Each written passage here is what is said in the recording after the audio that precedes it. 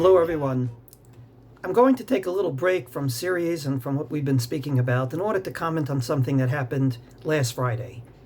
I usually don't, because I don't believe that you should comment on past events simply because it's an Isser, maybe even an Isser d'Oraisa. The Torah says, V'lo tonu ish et achiv, and the Gemara in Bava Metzia is very clear that just like you can't trick someone in money, you can't do and engage in what's called ona'at dvarim. Namely, to go up to someone and say, how much does this cost in the store? And they say it cost 100 shekel, and you have absolutely no intention to buy that product. In a word, you don't just annoy someone in order to annoy someone. You don't go up to someone and say, how much did you pay for that computer? And they say 1,000 shekel. Then you say, I could have got it for you for 100 and walk away. And therefore, I don't think it's right to comment on past events, be an Ibra Chacham after the fact and say, I could have done it better. But in this case, I'm going to take an exception, not because I'm commenting on past events, but rather because I believe that God will give us many more miracles in the future. And therefore, we're going to have this situation many more times. And I believe that we have to set the record straight for the future. And I'll explain what happened. This past Friday, a group of rabbis that I greatly respect said that because of the miracles that the Jewish people have been privileged to in the last few weeks, with the total, if not almost total eradication of the nuclear threat from Iran that we've been hearing about for 40 years, with the rest of the miracles that came in the last few weeks, we should say a full Hallel. And they have validity to their opinion. And though I personally disagreed, as I said in a former podcast, they have sources behind them.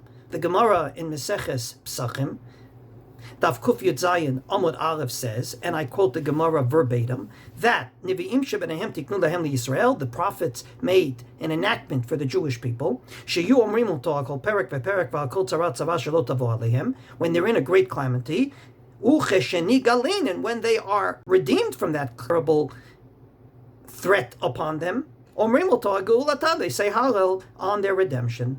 And the Talmidei Rabbeinu Yonah in the name of Rabbeinu Tam says this is specifically al kol tzara v'tzara shelo tavo al hatzibor. Not personally you couldn't make your mortgage payments and now you can, but rather something that was communal. And what's more communal than a threat on the entire state of Israel? Ending by saying that this particular enactment of the sages that started with the prophets is b'nes shena'asa lechol Yisrael.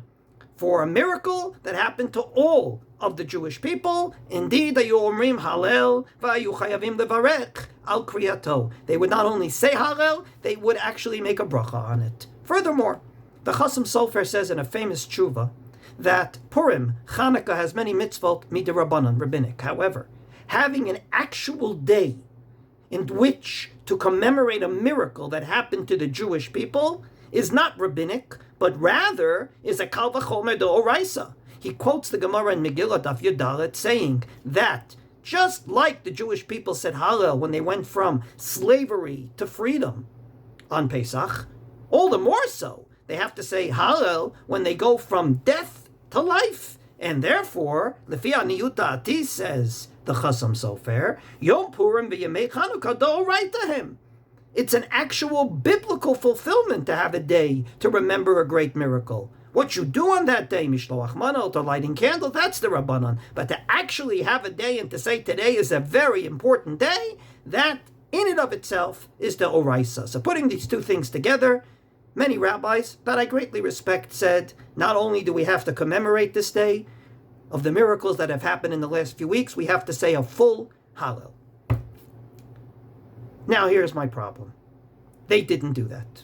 They didn't go ahead and say, let's say a full Hallel this past Wednesday, or whatever day they picked. They said, since Rosh Chodesh is coming, and we're going to say Hallel anyway on Rosh Chodesh, so we'll just say a full Hallel instead of a half a Hallel. And I find this to be very troublesome for two reasons. Number one, Rosh Chodesh Hallel is different from this Hallel. This is a full Hallel for a miracle.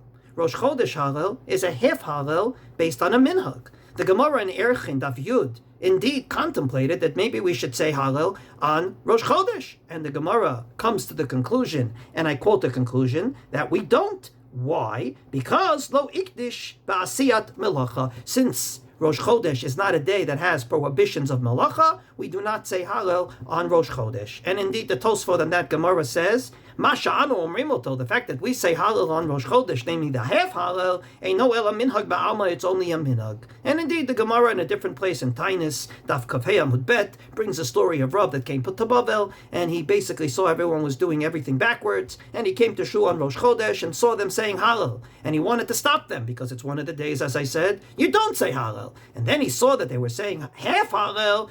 He shut his mouth. He said it must be a minhag. I don't think that on a day that there's a minhag to say Hallel, we should uplift it to a day that there's an actual obligation to say Hallel because of a miracle. You're mixing up apples and oranges, and I don't think it's a good idea. But that's not my main concern. After all, on Hanukkah there's Rosh Chodesh, and we do say a full Hallel in honor of Hanukkah, so we mix up a Rosh Chodesh with a full Hallel on a day that's obligatory to say it. So that in and of itself doesn't bother me. Here is my main concern. My main concern is that if you came to the conclusion you're supposed to say Hallel, then say it. Why wait till Rosh Chodesh?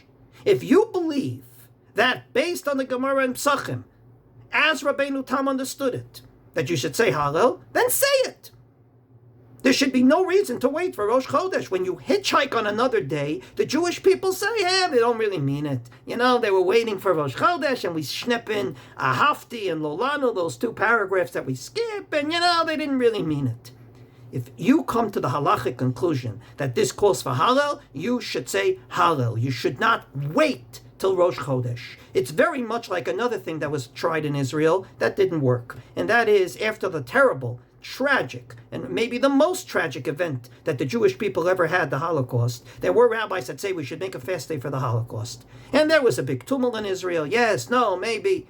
Finally, the chief rabbinate decided, you know what we'll do? We'll take Asara B'Teves and we'll make it into the Yom HaKadish HaKlali. It will also be a fast day for the Holocaust. I asked you seriously, is there anyone out there that fasts on Asara B'Teves because of the Holocaust? You ask any Jew in Israel, the most religious Zionist Jew that holds by the chief rabbinate, and they will tell you, we fast on Asara B'Teves because that was the beginning of this 3-year siege on Jerusalem. And please don't tell me that maybe it's a suffix. We didn't know if we should say Hallel or not, and every time there's a suffix, we try to get around it. So, for example, on the second night of Rosh Hashanah, we don't know if we should say Shechianu because it's considered one long day, not like the rest of the 2-day Yontivs in Chutz La'aretz. So therefore, the Shulchan Aruch paskins that on the second night of Rosh Hashanah, put a new fruit on the table or wear a new shirt, so if you don't have to say Shechianu, it will chal on the shirt.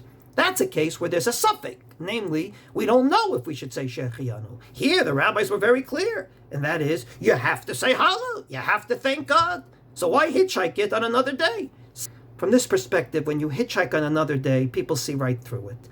If you believe Hallel should be said, it should be said. If you believe it should not be said, don't say it. But don't hitchhike on another day. Halacha should be kept proudly.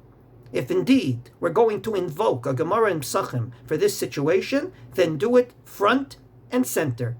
The home front security measures were lifted last Tuesday. Wednesday would have been the most appropriate day to say the full Hallel. Not waiting for Friday when anyway it's Rosh Chodesh and sort of will put it through the back door so God forbid no one will notice. I believe the Jewish people, not by chance, sing when they put back the Torah, Eitz Chaim Hi Lamachazikim Ba, in almost every shul I've ever been in. It's a tree of life for those that hold on to it. You want the Torah to be a tree of life? Then you have to not just keep the regular halachos that we keep every day, the ones that are written in Shulchan Aruch, but rather invoke this halacha for the new reality, and do so proudly, front and center, not hitchhiking on another day.